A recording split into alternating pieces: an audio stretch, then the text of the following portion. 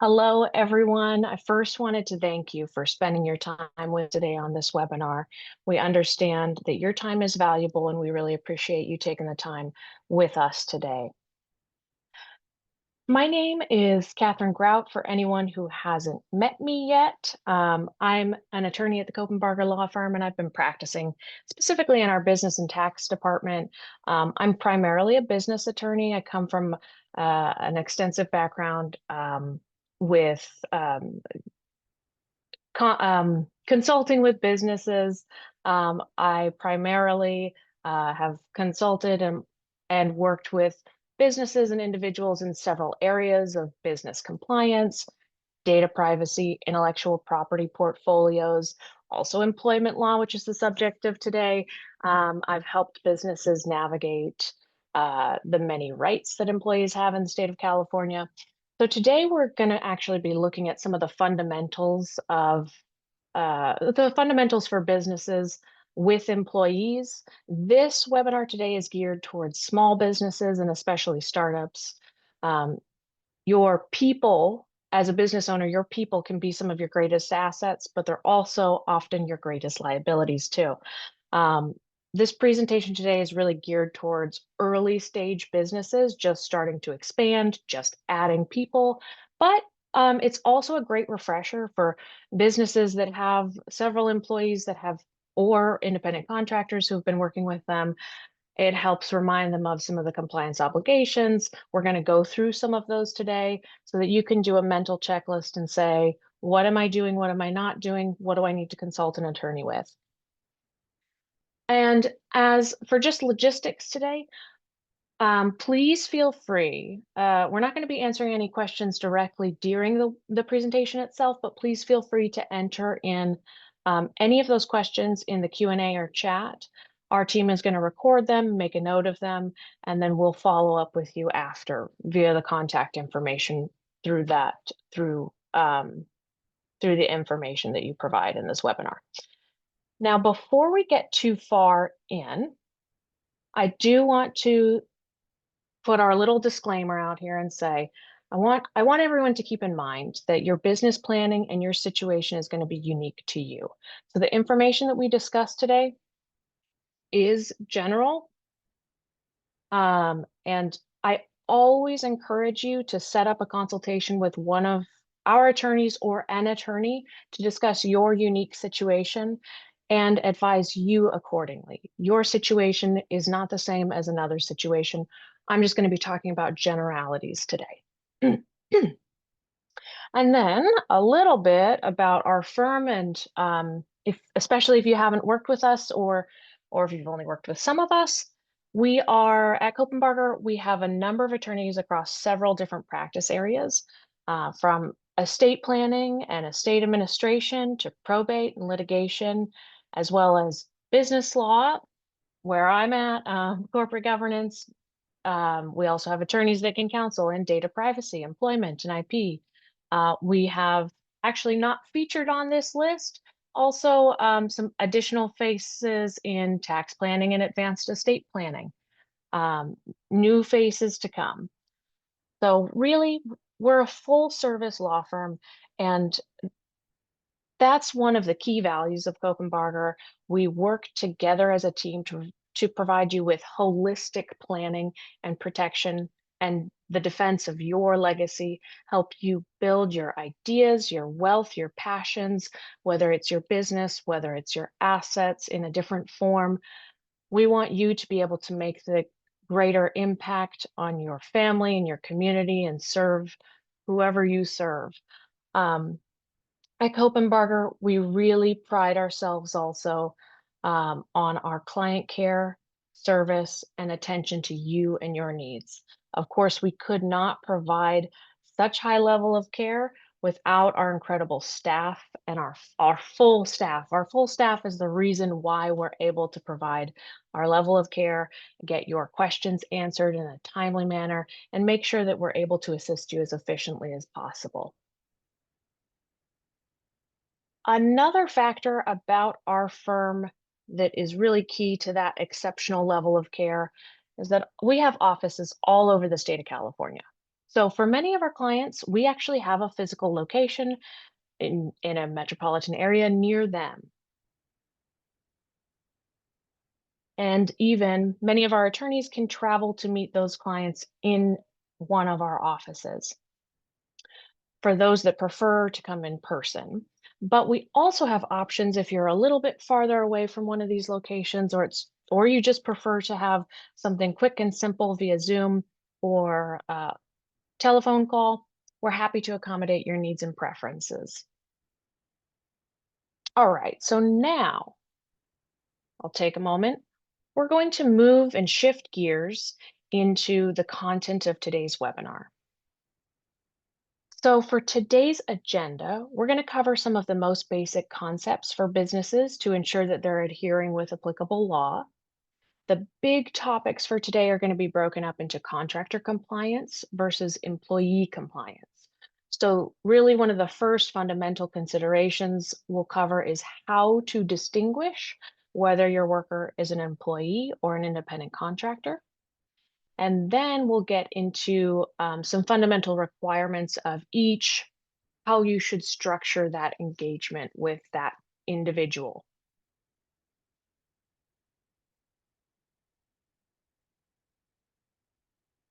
So from a tax liability and management perspective, workers are generally broken up into two different categories. So, and we're going fundamental here. So some of this may be very, very well known to some of our audience, but I'm starting with the basics briefly. So broken up into two categories, employees and independent contractors. And when we think about all of those factors like pay, wage, benefits, entitlements, different types of entitlements, the obligations and compliance of the employer, how that individual's work and performance is managed, who controls it, who is responsible for tax withholdings, all of those variables differ between an employee and an independent contractor. So we're going to unpack all of these listed here a little bit more today and what they look like for each from a compliance perspective.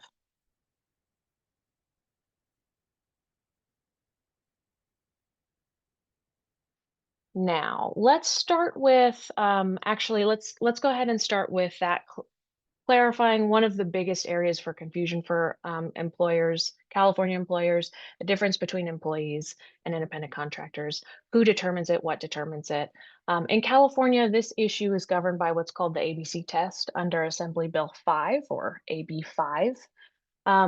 Under this test, a worker is presumed to be an employee unless the business can prove three parts of this test. First, the worker must be free from the company's control and how they perform their work. So that's that management piece. Management of their own work, their own schedule. It could be the location where they're working, all within the parameters of what the scope of work is, though. Lots of things to consider here. Second, the work they do has to be outside the usual course of company's business. And third, the person has to be customarily engaged in their own independent trade or business, meaning that they regularly do this kind of work for others, not just you. We think about a consultant. Maybe if you are a consultant, maybe you've even, and please watch some of our other webinars, especially those on LLCs and other business types, but maybe you've even set up a business that you operate this consulting work under. So it could be directly that your independent contractor is a direct individual, or it could also be a business. If you can meet all three of those elements, the law says, so if you depending on how those elements play out, the law will by default classify you as an employee. But if you control, if you engage in this as an independent trade, that would tip you over into qualifying you as an independent contractor. So with the default being an employee status, if you incorrectly classify your employee either way. You could encounter serious issues. So if you incorrectly say, this is actually an independent contractor, but you treat them like an employee, that employee, the law will see that individual as an employee, and along with that employee's status, they have a ton of entitlements that we're going to unpack. There could be serious issues with misclassification. So while independent contractors typically are responsible for handling their own insurance, taxes, retirement planning, all of those, they are responsible for the risk of their business. As an employee, the business that is contracting them, as an employee, the business owns that burden. All of those additional employee entitlements also apply. Laws about back pay, minimum wages, record keeping for wages. We'll get into this even more in just a moment. So let's briefly look at what you're concerned with when you have an independent contractor. So let's say you've passed the test, you are an independent contractor. What does that relationship look like? From a tax perspective, the independent contractor, for that independent contractor, you don't withhold taxes. You simply report what you've paid them on the 1099 form. If the payment totals $600 or more, technically, but almost every engagement will. But what else should you be doing, right? Aside from that form, aside from making sure you've classified them correctly, best practices dictate that you're actually doing further due diligence. You're making sure that your independent contractor has the correct business licenses, or else you could be incurring some liability with their inability to legally and lawfully do business with you. You want to make sure that you're at least getting some of those baseline requirements checked off, doing that due diligence up front at the beginning of the engagement, and potentially ongoingly. So the best practice, ensure they have a business license, but then also make sure that you're contracting appropriately with them. So what types of things should we make sure that we're looking out for an independent contractor?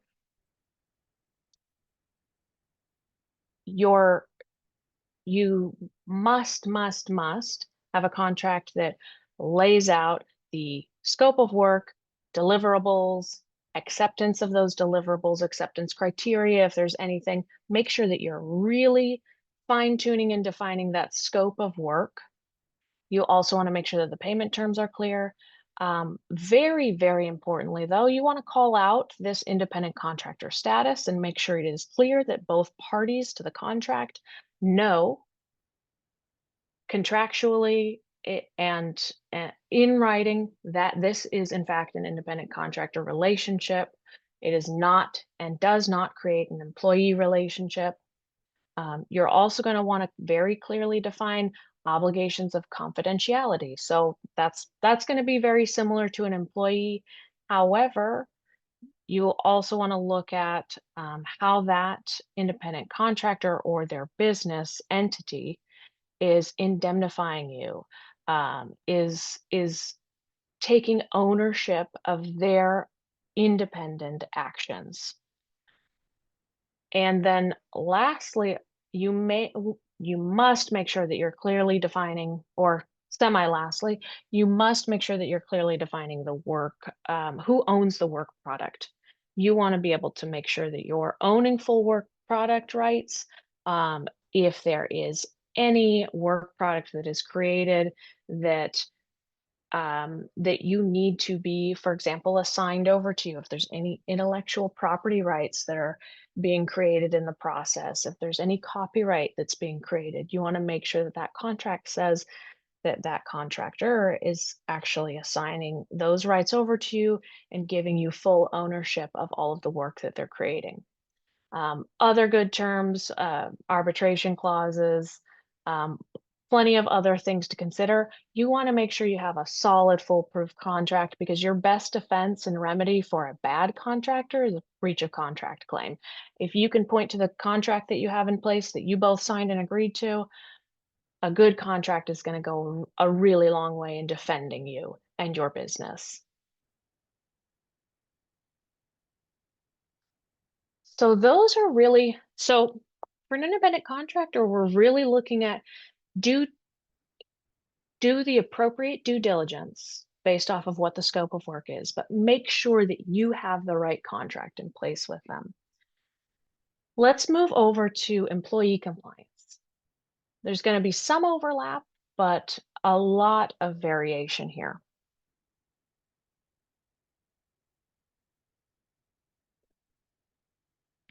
So first, let's put it a little bit on a timeline. So for hiring, um, laws regarding hiring employees and onboarding employees. So there are a whole slew of hiring practices and laws that you must adhere to in the hiring process itself. But we're not going to cover all those in great detail right now, but once you've looked at that, once you're actually beginning to onboard an employee, one of the first steps is verifying employment eligibility by law, making sure you get that I-9. And then as I mentioned briefly before, for employees, the business is going to be responsible for withholding income tax, Social Security, and Medicare, and pay the employer's share of payroll taxes.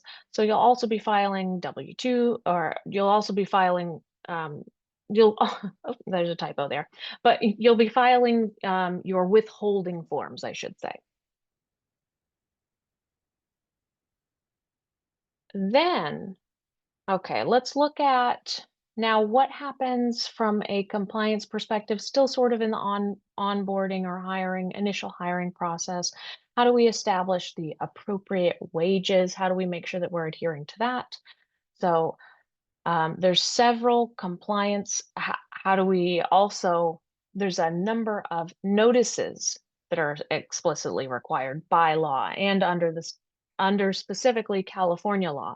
Every new employee must receive a notice under the California Wage Theft Protection Act. You're also required to post mandatory state and federal workplace posters, keep, as I mentioned before, keep accurate time and payroll records once you've started them in your system, and then provide detailed pay stubs. For contractors, this is far less arduous. There are far fewer requirements for contractors. You're really, again, leveraging and looking at that original agreement. What were the payment terms that you established? Maybe they don't get paid on the same basis. Maybe they don't get paid on an hourly, weekly, or even monthly basis. Maybe they get paid by milestones and completion of those milestones. The contract there, as long as they are classifiable as an independent contractor, that's going to dictate all of those wages and pay. So very, very different compliance um, for wages, and nearly none of the same compliance requirements for any of those initial notices, right? Really, a lot of these compliance requirements are restricted to solely employees. Okay, so let's look at, we talked about the independent contractor contract.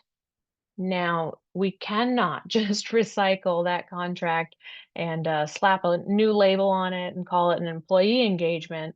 An employee contract looks a lot different. There are different terms, but I want to go over what commonly employee contracts look like. So typically there's an offer letter.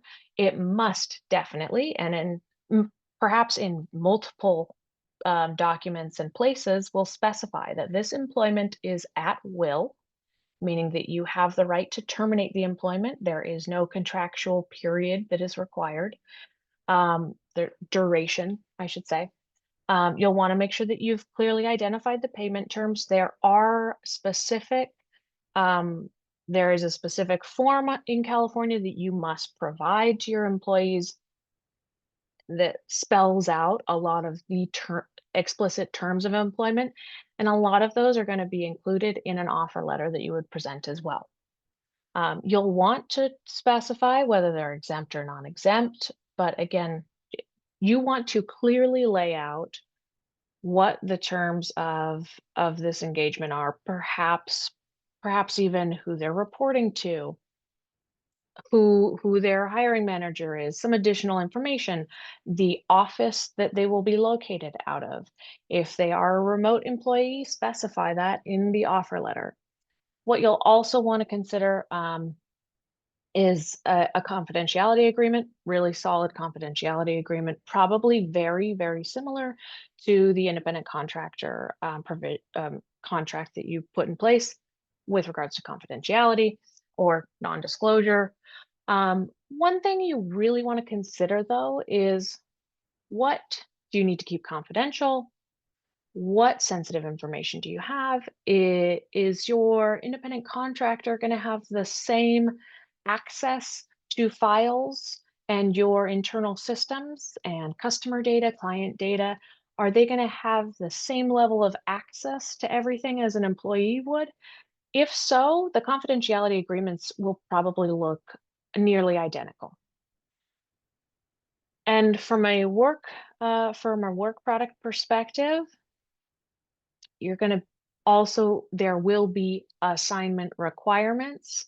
There are notice requirements for certain laws where intellectual property rights that are created by the employee that are assigned over to the business upon creation, the the employee is required to receive certain notices around those intellectual property rights and the assignment of them, all mandated under law, all something that we can help counsel you with and make sure that is in your agreement. You may also, same with the independent contractor, want an arbitration agreement to make sure that you are streamlining any future disputes through arbitration as opposed to in a court of law. And I think I already briefly touched on some of the forms and notices that were required. There's a number of them. They change over time, but definitely one thing at Copenbarger that we can provide to you is a current checklist of what is required, and we can help facilitate, make sure that you're meeting all of those in your employee contract. And I already talked on this a bit, but it's worth repeating because these are some of the stickiest areas of employee compliance. So once someone is an employee, and that classification brings a host of wage protections. Employees must be paid at least the state or local minimum wage, whichever is higher. They're also entitled to overtime pay if they work more than 8 hours a day in a day or 40 hours a week, unless they qualify for a specific exemption, and those are exempt employees. Independent contractors, by contrast, they're not going to have these same protections as I mentioned. Essentially, they'll negotiate their own rates, and they're going to be paid on the contract terms, like we discussed. Also, meal entitlements. We talked about making sure that you're keeping accurate time and wage statements. Less important for exempt employees, but still definitely good practice. Failing to pay overtime or misclassifying someone as a contractor, like we discussed, can result in some serious penalties around these areas, including back pay and fines from the labor commissioner. All right. So in addition to some of those wage protections, employees in California are entitled to, and federally, there are many requirements, entitled to certain benefits and protections that contractors are not.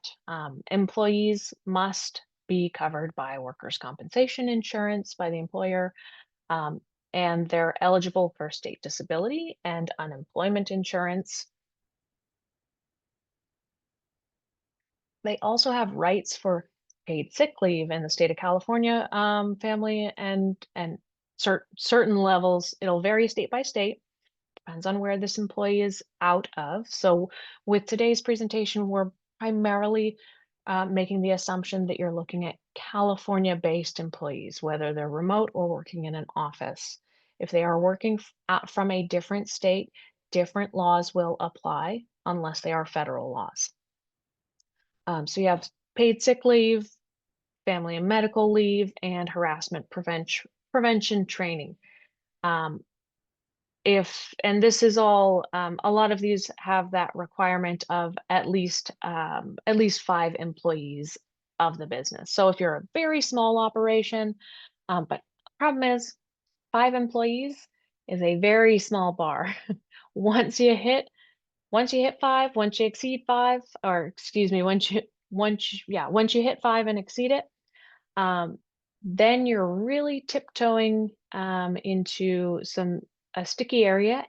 And if you're misclassifying any individuals as independent contractors, they're gonna then count if they are determined to be an employee and have employee status. They're also going to count against that compliance number. Um, all right. Well, so as I mentioned before, let's say that one of the key takeaways here, when you classify someone as a contractor, you're shifting responsibility away from the business. But if that classification is wrong, then there could be serious consequences, and those responsibilities can come right back to you upon the determination of an independent contractor as actually an employee, and there could be some penalties around that. I've also started to touch on confidentiality and internal security controls for whatever information you're sharing with your employee or your broader worker base that includes contractors. A lot of those internal security controls are not going to be employee specific. They're going to need to be the same or at least examined holistically with a vendor, an independent contractor, an employee. All of those levels a business will be responsible for. You need to have strong vendor compliance. You need to have and due diligence. You also need to have strong contractor due diligence and compliance when it comes to a security and data security concern. However, there's also a heightened consideration here when it comes to security and data privacy with employee records. So employees are going to have certain uh, entitlements that independent contractors will not have with regards to any HIPAA protected data, protected health information that the business has, perhaps education records or transcripts that you've collected. So all of that data will be there. There are heightened security requirements and considerations to look at when you are maintaining your employee files, and specifically employee files especially. And then uh, I think we've started to touch on this throughout, but because of a lot of these employee entitlements, termination looks very different for employees and independent contractors. There's going to be COBRA notice and provision considerations, right? So you are required to give that COBRA notice to any terminated employee. You're required to give final paychecks, and there is very specific timing with there's a very specific timing requirement for that final paycheck. Um, if you've ever terminated an employee, especially an employee in the state of California, you'll know that it's risky business, and you want to make sure you do it correctly. Even if they were an at-will employee, you want to make sure that there's no opportunity for that now former employee to come back and try to get you with a lawsuit, frankly. Um, there's a lot of steps you want to make sure that you're hitting. Maybe there's records of performance that you want to make sure you're capturing with certain employees. If they're employees of a certain age or worker or protected class, these are all things that you need to consider very carefully before you terminate an employee. If a worker is truly an independent contractor, a lot of that compliance just goes straight out the window, though. And we've definitely already covered this, but because of all of the requirements and compliance requirements around employees and accurate pay and back pay, etc., you are required to keep accurate and auditable records for payroll.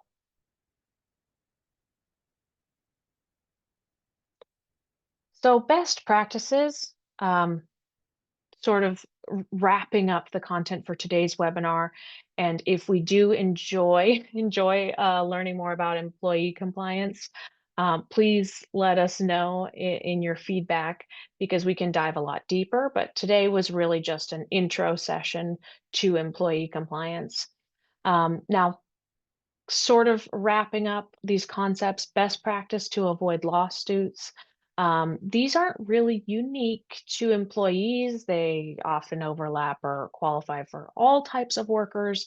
But best practices, keep accurate documentation, even if it's the contract that you have in place, um, the performance of that worker over time, and as well as all of their time, all of the record keeping for pay wage requirements, everything like that. Um, training is going to be key for both. If they have the same level of access, if an employee and an independent contractor has the same level of access to certain information, security training is essential. Other types of training are, but there are certainly mandated, as we already discussed, training for sexual harassment under or for employees. You'll want to make sure that you have consistent policies. I didn't really touch on this, but it was in one of the earlier slides. Consistent policies also can be implemented through an employee handbook. And having a really solid employee handbook can mean that you can always point your employees or your workers to a certain section. This is our policy on XYZ, and we maintain that policy consistently.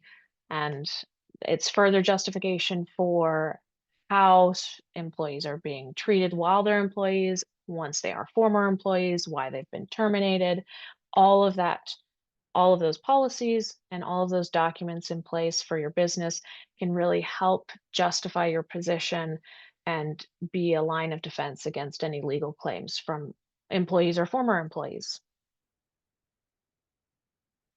So lastly, how can we help? So we talked about classifying workers at the start. We can advise you on worker classification.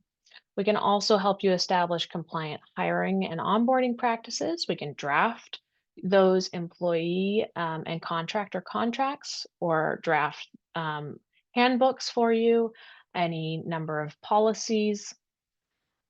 We can help you ensure compliance with wage and ongoing employment practices. We can tell you what those are for specific employees in specific cities, based on the nuances and this and exactly your situation. We can help you ensure compliant employee termination practices, as we were just discussing, and then protect your business from all of that risk of penalties from current and former employee suits. Come to us. Well, if you're starting a business, if you're growing a business, if you're taking on new employees, if you need employment law advising, come to us because it's so region based, it's city based, it's municipality based, it's state based. It will very much depend, frankly, what your employee base looks like, where they are, who they are, what age they are, what all a certain number.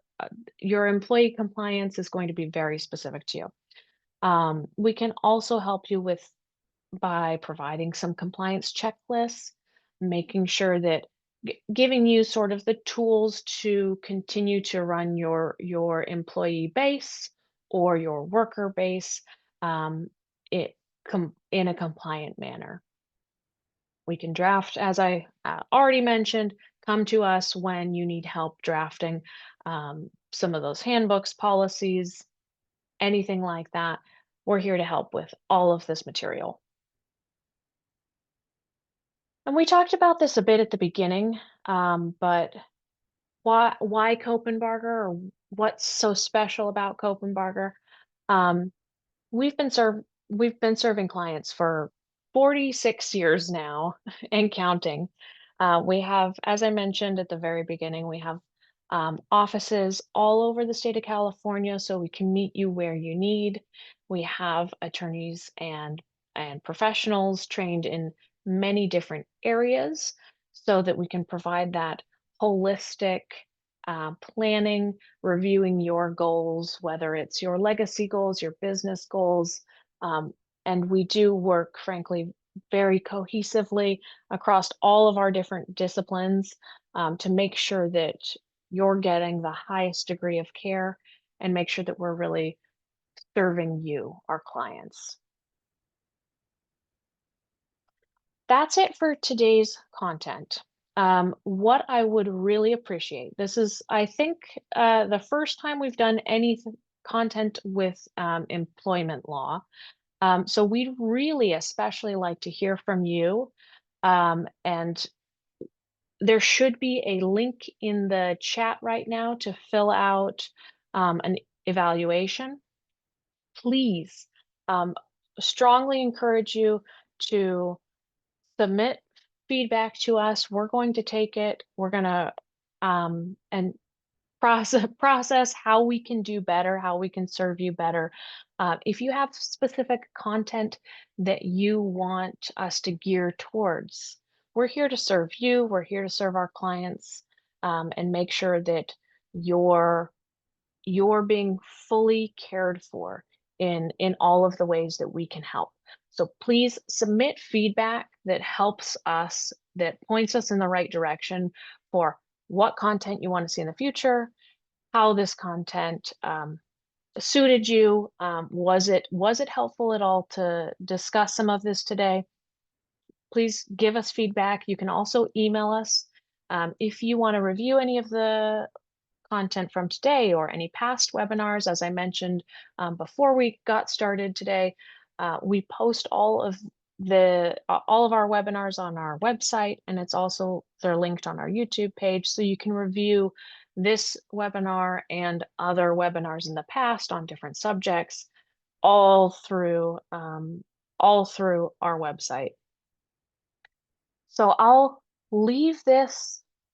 I'll stay on this page for just another minute or two because I want to give people time to fill out that digital evaluation. But feel free to drop off, and I just want to say thank you. Thank you for sitting with us. Thank you for listening to this content, and I really hope that you took something away from it. And please enjoy the rest of your day. I'll leave this open for just a little bit longer, though. Thank you.